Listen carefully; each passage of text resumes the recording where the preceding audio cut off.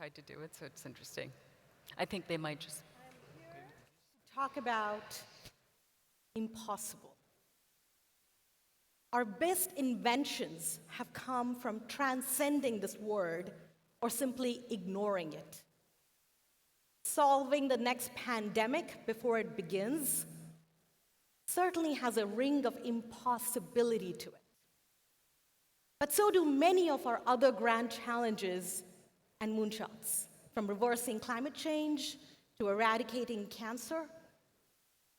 Now, we are 3 years into an honest-to-God global raging pandemic, and yet no one knows how to really stop the next one. I don't either.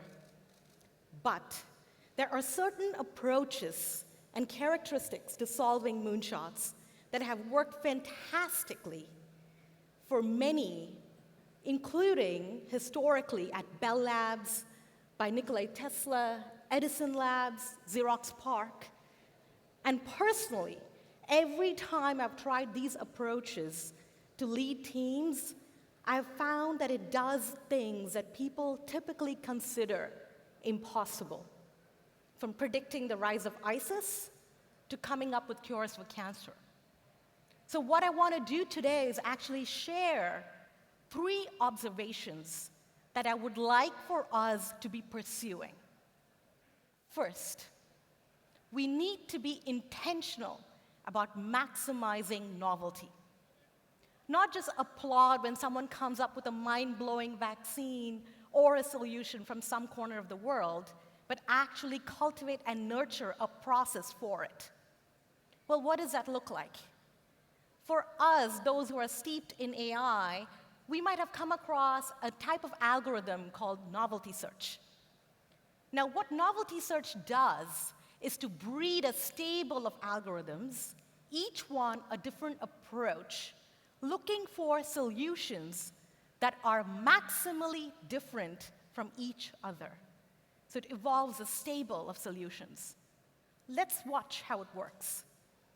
I'm going to show you 2 videos. We're going to watch them in parallel.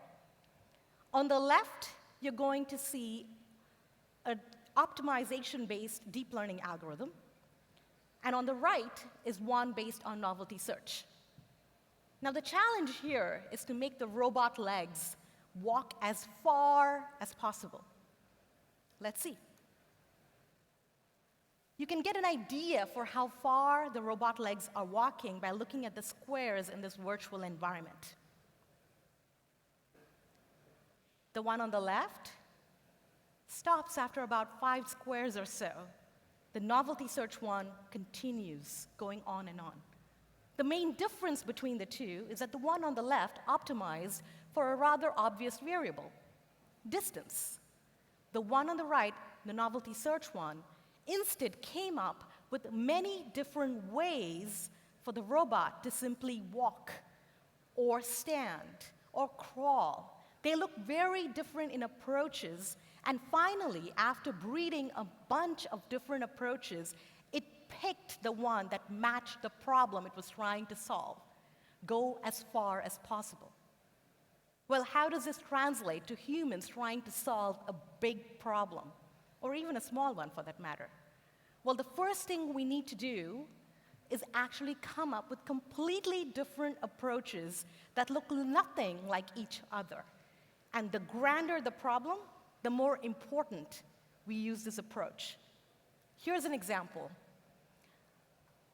Selden was an AI that could predict when societies failed.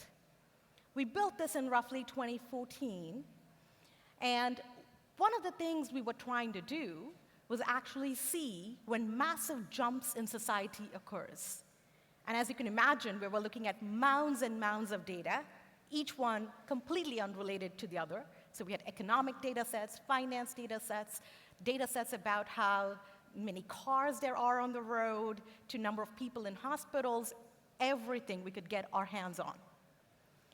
And we were using novelty search actually as a feature reduction tool.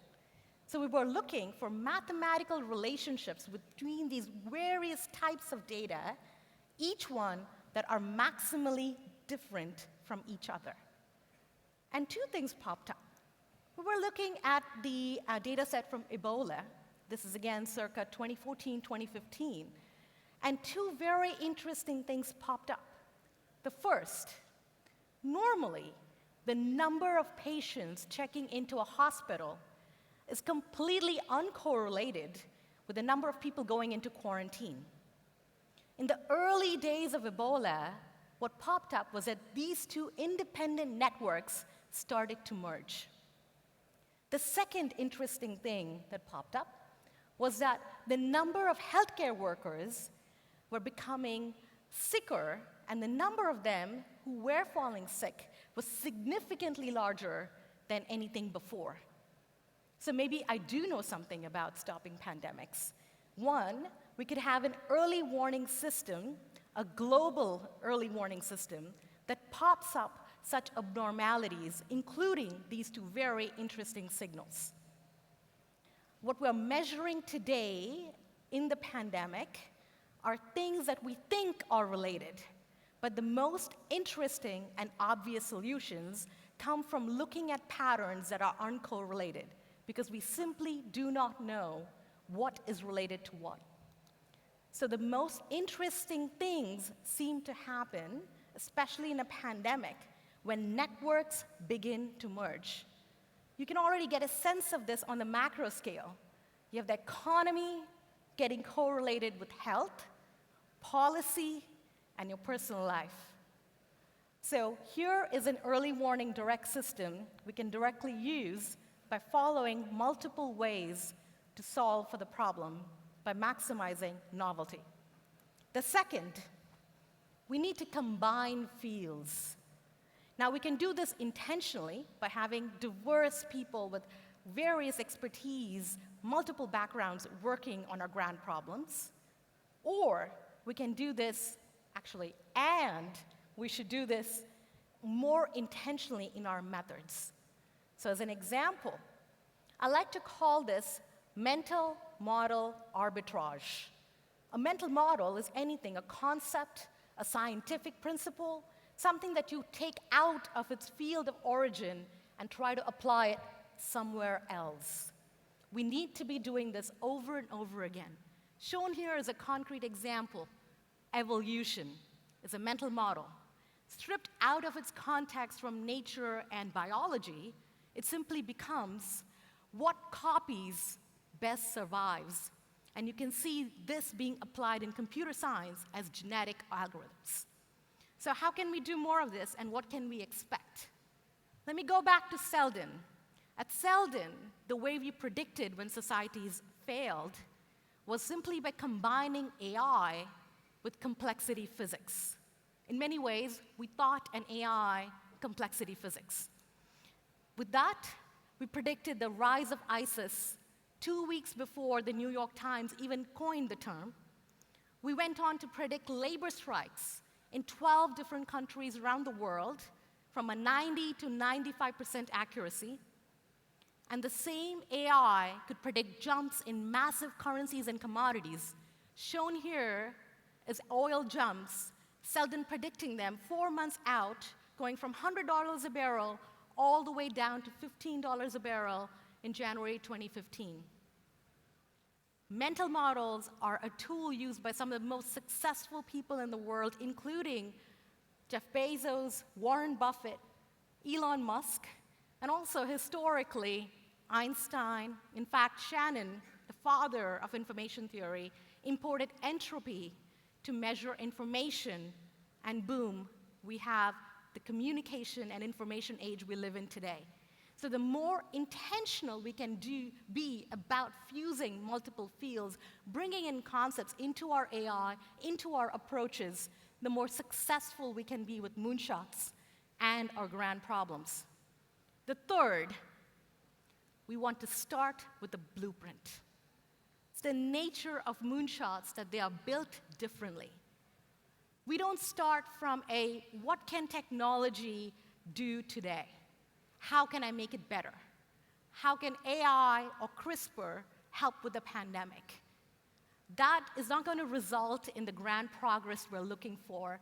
At best, It results in a bunch of pivots, and if you're very successful in that microscope of problem, you could hope to get acquired by Google. But that's not what we're going for. You neither start from a vertical-first approach.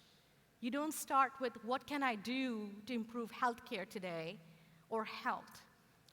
Instead, for a blueprint, you need to come up with a vision of what is the world you're trying to create. So, here is another example from my company. We built an AI called Ribo that has found cures for 12 different types of cancer.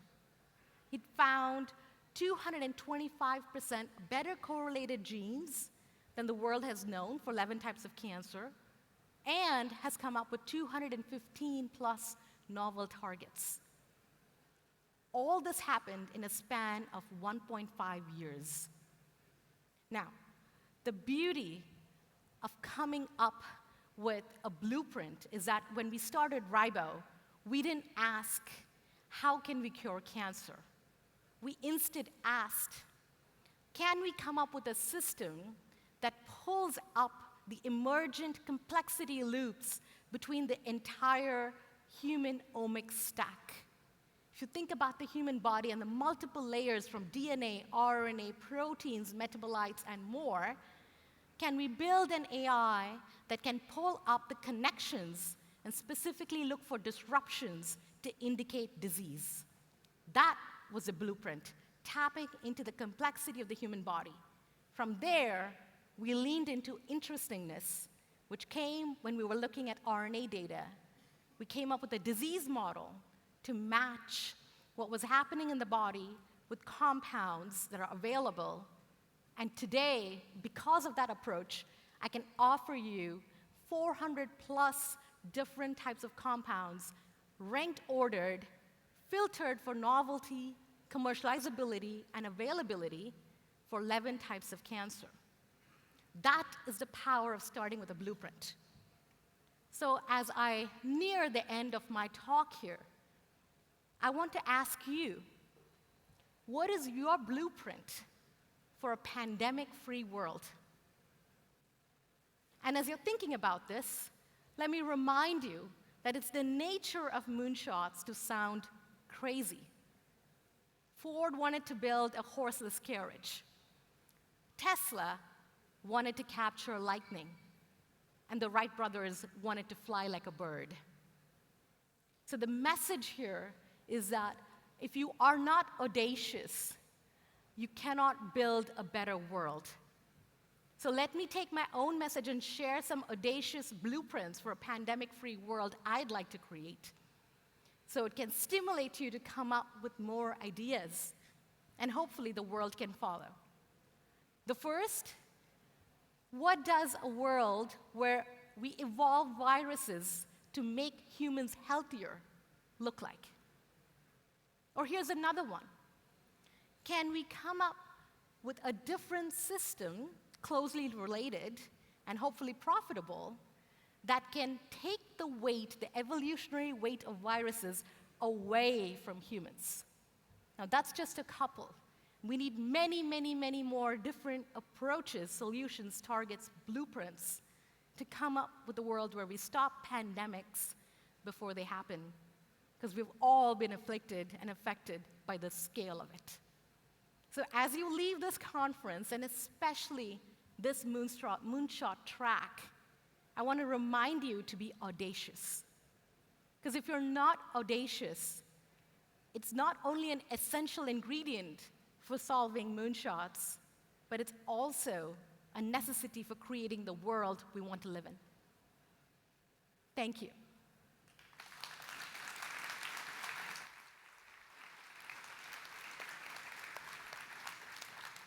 Radhika, that was fascinating. Vivacious, I think you embody that term now, just as we did before. We would like to ask the audience whether you've got any questions, please raise your hands and we will get a microphone out to you. Can we see any hands? There is a lady here and a gentleman here. Thank you.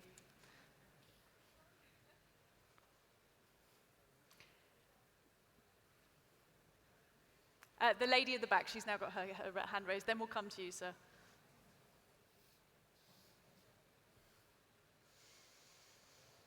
Thank you so much. That was a really interesting talk. So I was wondering, with the global alert system that you mentioned for the pandemic, what do you envision to be like the biggest challenge to actually implement sort of an alert system? In my experience, the biggest challenge with any of these audacious technology is not the technology itself, but pretty much everything else. The logistics, the coordination, convincing world governments to share data.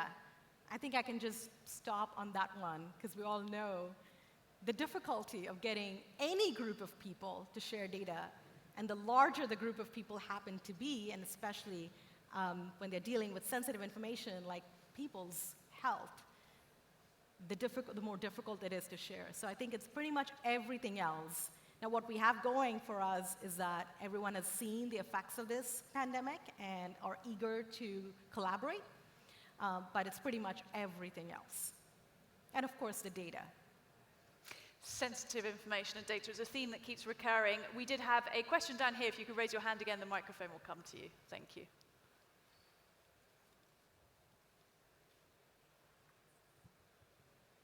Thank you, and that was really, really interesting. I suppose my question is, what can we sort of do at grassroots, education level, with very young children right up to, I suppose, university, so that people are coming into the industry with enough breadth in their understanding that they can start to fuse these fields, as you say? Because I think a lot of our education is very much depth first, rather than sort of T-shaped, and I wonder what your thoughts were. Yeah, I think regardless of the countries we come from, the education systems either focus on breadth or on depth. And regardless of the paths we take as individuals, we tend to focus on one or the other. But in order to fuse multiple fields, what we need are people who can jump and traverse worlds, which means what it looks like if we were to plot a trajectory is that you gain the depth, but then you jump fields and try to do it again in a different field. And you don't have to go very deep, because what you would see is that there are concepts that you can port in. And the more you do this, the more natural it becomes for you to combine these fields. So both as individuals and on the education side, education systems, I would love to see this kind of a change where we're teaching mental models as a science, as a subject. In fact, I think I just read that Elon Musk was so shocked that we focus on memorization and multiplication in our school systems and not on mental models, that he started a whole school to teach people mental models.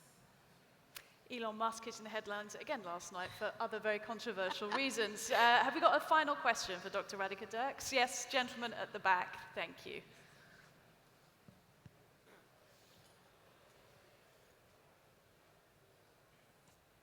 Hi, thank you for that. I'm reading Ray Dalio's Changing World Orders on why nations fail, and I was wondering, what are you seeing next, if anything, as the next world crisis? Mm-hmm. It's a great question. Unfortunately, because of everything else that I mentioned, we're not running Selden actively, and in fact, we were not running it in 2019, early 2020, when the pandemic came about. So the technology is shut down for completely unrelated reasons and is just shelved. But that tells you about the nature of technologies that do get picked up and things that don't. So I cannot tell you. Or you have to pay me lots of money. You can choose. Nice to give people a choice. Dr. Radhika Dirks, thank you so much for your You're talk. welcome. Let's give her a round of applause. Pleasure to be here. Thank you. And that does conclude our morning session, so we're going to let you leave for lunch now. We'll be resuming in here at 2 p.m. The 6 tracks continue throughout the afternoon. Check the app to see which ones you'd like to come to, or you can come back in here from 2 p.m. We'll have a final plenary after that.